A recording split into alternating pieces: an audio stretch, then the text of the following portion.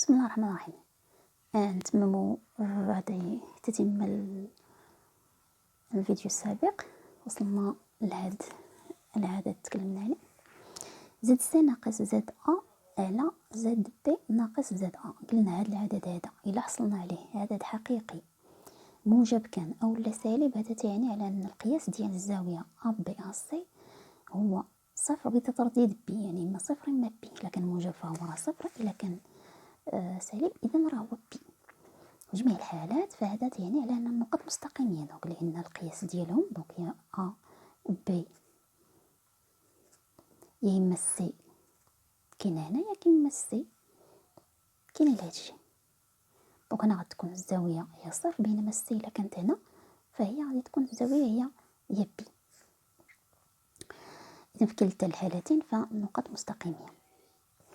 الحالة الثانية هو إلا عندي نقاط A B و C، ف A B مثلا إما الزاوية B على جوج، دونك إلا كانت عندي I ك اللي هو عدد تخيلي صرف سواء كان موجب أو لا سالب. إلا كان موجب يعني غادي تكون C هنا، C يعني فهاد هذا تعامد مع A B الزاوية B على جوج، إما غادي تكون في لتحت طلع تكون الزاوية ناقص بي على جوج. دونك في كلتا الحالتين عندي زاوية قائمة، يعني ا بي متعامدة مع ا سي. الحالة الأخرى هو إلا كانت كتنتمي للسي هنا فهو عدد عقدي، يمكننا نبحثو ليه على الصيغة المثلثية ديالو. وهناك حالات خاصة الواحد خاصو يرد لها البال، يعني ممكن يكون هذا العدد هذا عنده علاقة بهذا واحد زائد اي مثلا. هذا واحد زائد اي نضرب في واحد العدد، نضرب في جوج مثلا، جوج زائد جوج اي مثلا ناقص جوج ناقص جوج اي.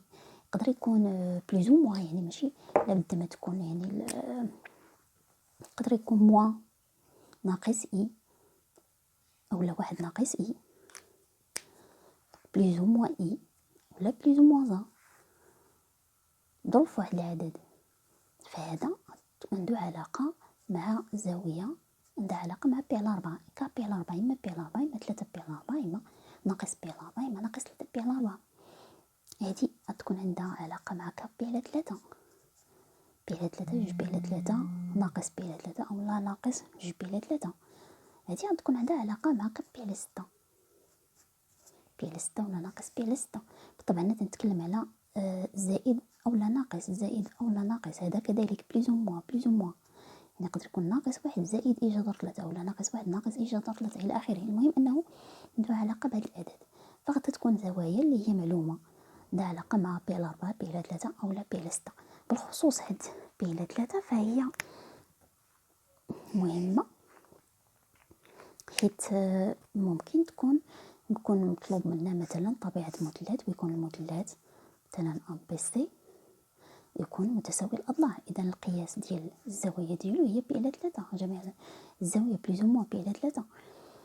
دونك إلا مثلا بحال هاد الحالة هادي، إلا حسبت زد سي ناقص زد ا على زد بي ناقص زد ا، لقيت عندها علاقة مع مثلا لقيت هي واحد زائد اي جذر 3 مثلا. هنا غادي نلقى زد سي ناقص زد ا نلقى واحد زائد اي جذر 3.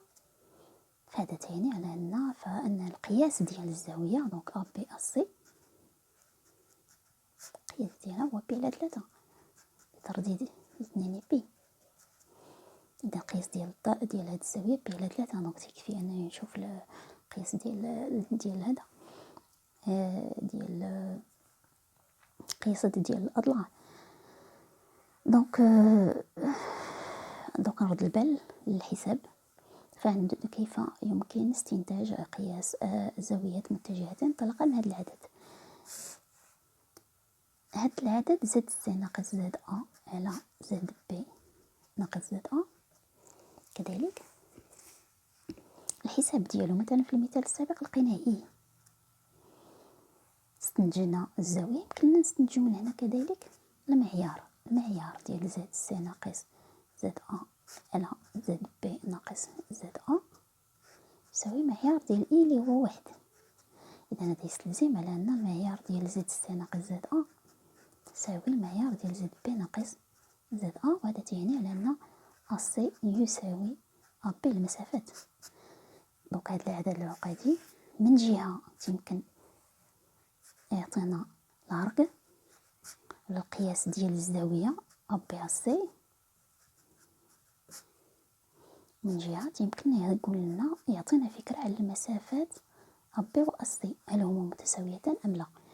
دونك في حالة المعيار يساوي 1 إذا فالمسافات متساوية بالطبع. إلا كانت يخلف 1 إذا المسافات مختلفة.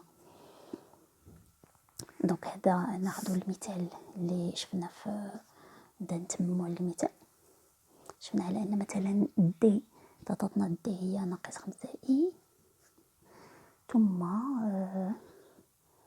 دونك دي ناقص 5 إي، سي هي ناقص 1 ناقص 2 إي، ثم بي هي ناقص 2 زائد إي. هنا طلبوا منا مثلا نبين أن نقاط أ بي و سي مستقيمة. هنا كذلك تيكفي نحسب زد دي ناقص زد بي مثلا على زد سي ناقص زد بي. دونك زد دي اللي هي ناقص 5 إي ناقص زد بي اللي هو ناقص 2 زائد إي على زد سي ناقص 1 ناقص 2 إي ناقص 2 زائد إي مثلا، ونحسبو ناقص 5 إي ناقص 2 دونك تعطينا 2 ناقص 5 إي ناقص إي دونك ناقص 6 إي على دونك ناقص 1 زائد 2 دونك هي 1 ناقص 2 إي ناقص إي دونك ناقص 3 إي. كنلاحظوا هنا على أنه إلا عملت هنا بجوج غنلقى 1 ناقص 3 إي، 1 ناقص 3 إي غنختزل إذا يساوي 2. اش لقينا هنا؟ هنا لقينا الحالة الأولى اللي تكلمنا عليها، وإلا لقينا هذا العدد هذا حقيقي. بما أنه لقينا حقيقي إذن فالقياس ديال هذه الزاوية هذه هو صفر بترديد بي، يعني صفر أولا بي طبعا موجب. إذن هو القياس ديال أ بي أ سي إذن هو صفر ترديد 2 بي، ومنه نقاط إذن نقاط أ بي و سي مستقيمة. كمثال اللي هذا سبق اللي شفنا حسبنا في المرة اللي فات شفنا على أن زد سي ناقص دونك زد أ على زد بي ناقص زد أ لقيناها هي إي. دونك هذا كذلك استنتجنا منه بلي المسافات متساوية أ بي أ سي. استنتجنا منه على أن الزاوية قائمة. دونك هنا كذلك ممكن نستنتجو على أن المثلث أ بي سي مثلث قائم الزاوية في أ ومتساوي الساقين.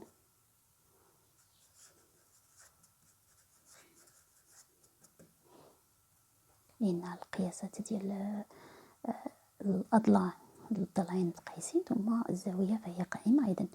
إذن هذوك هذه التطبيقات كلها كتدور دائما حول هذا العدد هذا زد سي ناقص زد أ على زد بي ناقص زد أ، والخارج ديالو يمكن يعطينا الحالة اللي تكلمنا عنها. وبالتالي يمكن منه أننا نستنتجو على أن إما نستنتجو نقط مستقيمية إما نستنتجو نقط مستقيمية. هذا يعني كذلك ممكن نستنتج منه توازي ديال المستقيمات، يعني ممكن استقامية ممكن توازي ديال المستقيمات. بالنسبة للتوازي ناخدو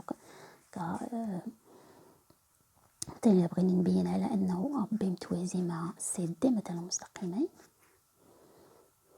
كيكفي نحسب دونك زد دي ناقص زد سي على زد بي ناقص زد أ، يعني مكايناش نقطة مشتركة.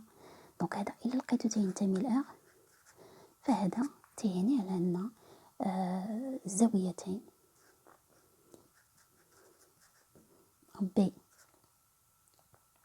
أ بي سي دي عندي مثلا هنا القياس ديالهم دونك هو صفر بترديد بي. إذن فهو المتجهتين المستقيميتين، دونك ا بي و سي دي مستقيمية اثنتين، ومن التوازي دونك ا بي توازي سي دي.